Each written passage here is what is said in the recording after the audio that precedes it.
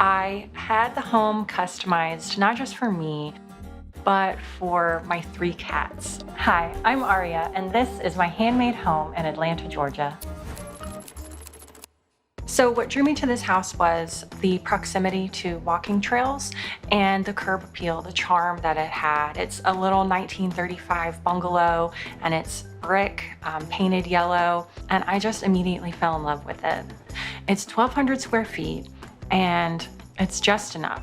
You know, if it ever feels too small, I just start getting rid of stuff because it's just right. It's just right. It's me and these animals, and I love it. I love being here every day.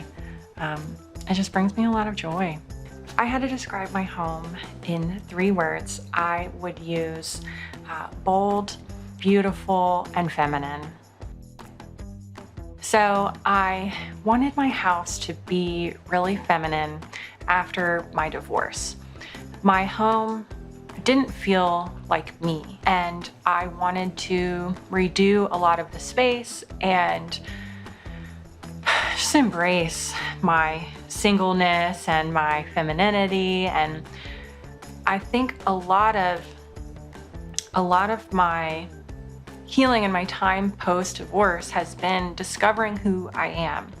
And I think a lot of people who know me would find that to be a strange statement, like Aria knows who she is, like very, very secure in who she is, but I really didn't. It helped me start that self-discovery journey and really embrace being feminine and being soft and just being a woman.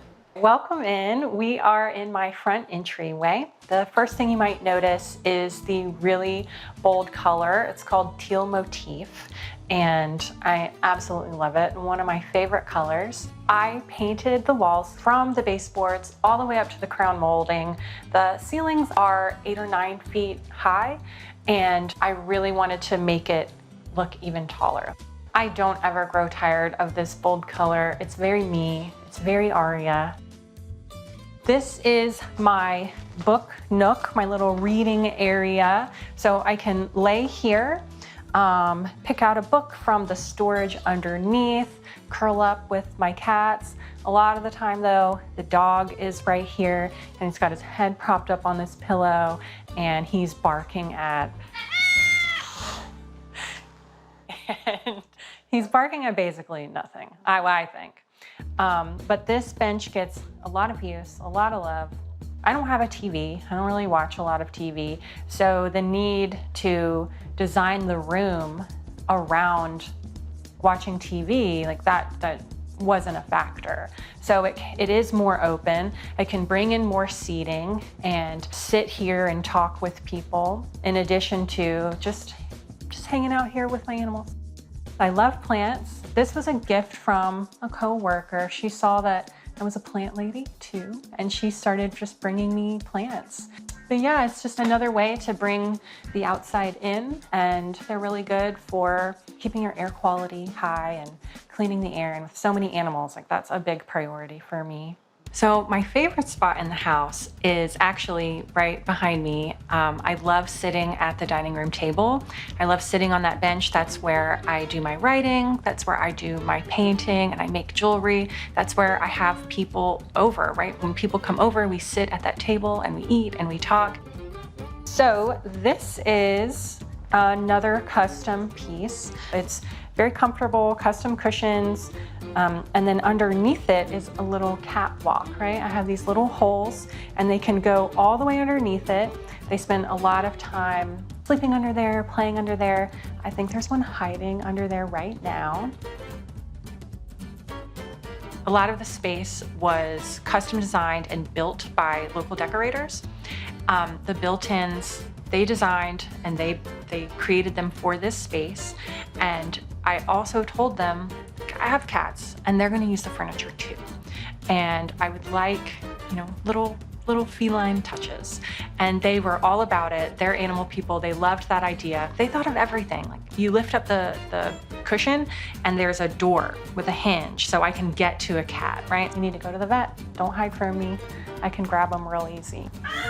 These cats cannot hide from me. This is a special piece. This is an Art Deco cabinet I got at a local antique store. And in it, I keep a lot of treasures. I have some gifts from friends, right? Friends that I still have today and friends that are no longer with us. I have some weird art. There's like a handmade ceramic pot and it's like a baby face. I have pictures of my grandfather and my dad. I have my best friend's ashes and pottery she made me.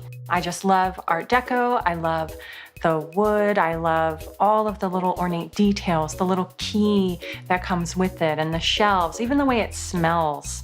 I knew I had to have it.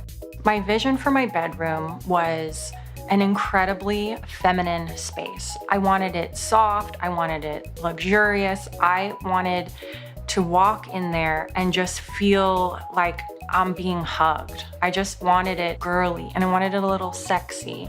And I really think that's exactly how it is right now. This is my bedroom. This is one of my favorite rooms in the house. I've painted it black amethyst. So it's really deep, it's really dark.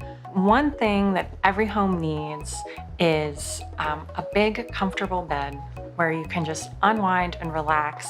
And it might sound a little weird, but where you can dream deeply. That is just so important to me. I have created just the perfect dream space, you know?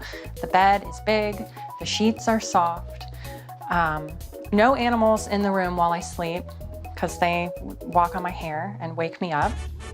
And the color, the lighting, the blackout curtains. It's really this perfect space. Over here, I've got this giant woman attacking Cleveland. My sister gave me that for my birthday many years ago. I think I'm just unconsciously drawn to artwork that depicts women. I love strong feminine figures. I want to be a strong woman, and surrounding myself with that kind of iconography just helps to be reminded and to see their faces. Of course, we've got to have Marilyn Monroe in any boudoir. It does have a very boudoir feeling in here. And that's definitely what I wanted. I wanted it to be feminine. I wanted it to be sexy. And I think it really reflects who I am in a big way too.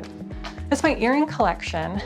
Most of them, me and my sister-in-law have made. We have Atlanta stuff. We've got the Fox Theater. We've got Outcast. A lot of strong female figures too. We have Cher earrings, right? I am a rich man. That quote is how I like to live my life. I've got this. I take care of myself and I love it. This dresser, I got it from a local artist. I do a lot of artsy things, but I don't have a vision for the furniture flipping. And I think she did a really beautiful job. When I saw the purple, I just knew that was just right. It's got perfect little drawers. I can keep my gloves and stuff. I just love it. This is my little office where I work my 9 to 5. So what I do for a living is investigate insurance fraud. It can be really exciting, but a lot of it's a lot of paperwork. It's a lot of reviewing documents. And that being said, it can be a little dry. And so when I come out of my office at the end of the day, I just want to be washed over with color and vibrancy. So right behind me is Kitty City. That's what I call it. This is where my cats can get a little bit of enrichment. They like to scratch on the fabric. They like to climb up and get on the shelves, have a high perch to kind of watch what's going on. This is access to the Catio. There's a squirrel on the feeder. Come on, you wanna go outside? Go on. And they just sit out here for hours. As long as I'm willing to have the window open, they're out there. I had this vision of creating a little space for my cats to enjoy the outdoors. Living in downtown Atlanta, letting your cats outside is not an option. So in order to give them that extra enrichment, to give them some fresh air and just encourage them to be cats, me and my ex-husband built the Catio, and I'm so proud of it. They love it so much. I have all kinds of bird feeders out there, and they can watch woodpeckers and hummingbirds and finches, and it's just so fun to see them out there and enjoying it.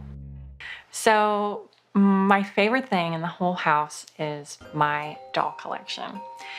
And I don't really talk about it, and I don't really let people see that room. It can be a little embarrassing, right? But these are my treasured childhood memories.